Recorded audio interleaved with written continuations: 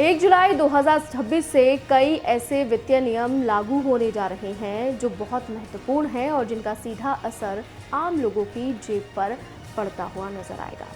इस बार बदलाव tax, passport, आधार, banking और क्रेडिट कार्ड से जुड़े हैं। अगर आपने समय रहते इन नियमों की जानकारी नहीं ली तो आपको ज़्यादा खर्चा, जुर्माना या दूसरी परेशानियों का सामना करना पड़ सकता है।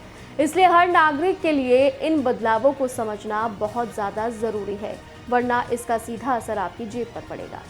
सबसे बड़ा बदलाव टैक्स भरने वालों के लिए है। जी हाँ, सबसे जो पहली कड़ी है वो टैक्स है।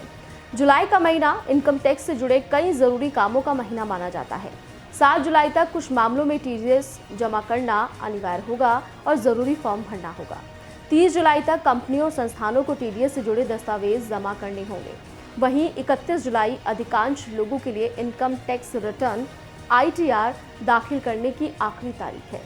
अगर इस तारीख के बाद रिटर्न भरा जाता है तो लेट फीस और तमाम तरीके के ब्याज और तमाम चीज़ें भी इस पर लग सकते हैं। कुछ टैक्स लाभों से भी हाथ धोना पड़ सकता है। इसलिए आखिरी समय का इंतजार करने के लिए आईटीआर फाइल करना बेहतर रहेगा। यानी इंतजार मत करिए, समय रहते आईटीआर भरिए। अगर आप पासपोर्ट बनवाने की सोच रहे हैं तो अब इसके लिए पहले से ज़्यादा आपको पैसे खर्च करने होंगे। 1 जुलाई से 36 पेज वाले सामान्य पासपोर्ट की फीस 2500 रुपये कर दी गई है, जबकि तत्काल सेवा के लिए 5000 रुपये देने होंगे। वहीं 60 पेज वाले पासपोर्ट के लिए सामान्य शुल्क 3500 रुपये और तत्काल शुल्क 6000 रुपये होगा। ऐसे में आवेदन करने से पहले नई फीस की जानकारी जरूर ले लें। आधार कार्ड धारकों के लिए राहत की खबर भी है। अगर आपके आधार में दर्ज मोबाइल नंबर या ईमेल आईडी पुरानी हो गई है तो 1 जुलाई से 31 दिसंबर 2026 तक इसे मुफ्त में अपडेट कराया जा सकेगा।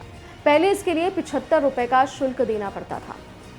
सरकार चाहती है कि ज़्यादा से ज़्यादा लोग अपने आधार की जानकारी अपडेट रखें ताकि भविष्य में सरकारी योजनाओं और डिजिटल सेवाओं का लाभ लेने में कोई परेशानी ना हो।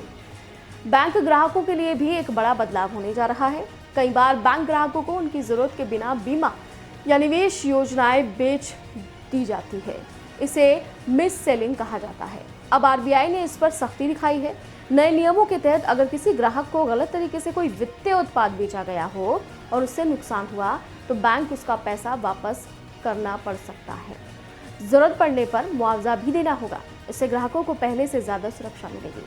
अगर आप फ़ोन पे एसबीआई क्रेडिट कार्ड या फ़ोन पे एसबीआई सेलेक्ट क्रेडिट कार्ड इस्तेमाल करते हैं तो आपके लिए भी नियम बदल रहे हैं। एसबीआई कार्ड ने इन कार्डों के रिवॉर्ड पॉइंट सिस्टम में बदलाव किए हैं। अब कई खर्चों पर पहले जितने रिवॉर्ड पॉइंट्स नहीं मिलेंगे और कुछ कैटेगरी में पॉइंट्स कमाने की सीमा भी बदल दी गई है। इसलिए कार्ड इस्तेमाल करने से पहले नई रिवॉर्ड पॉलिसी ज़रूर पढ़ लें।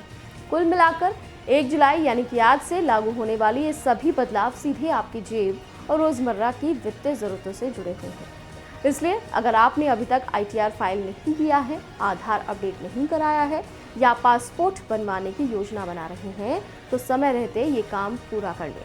साथ ही अपने बैंक और क्रेडिट कार्ड से जुड़े नए नियमों की जानकारी भी ज़रूर रखें ताकि बाद में किसी तरह की कोई परेशानी या ज़्यादा खर्च का सामना ना करना पड़े।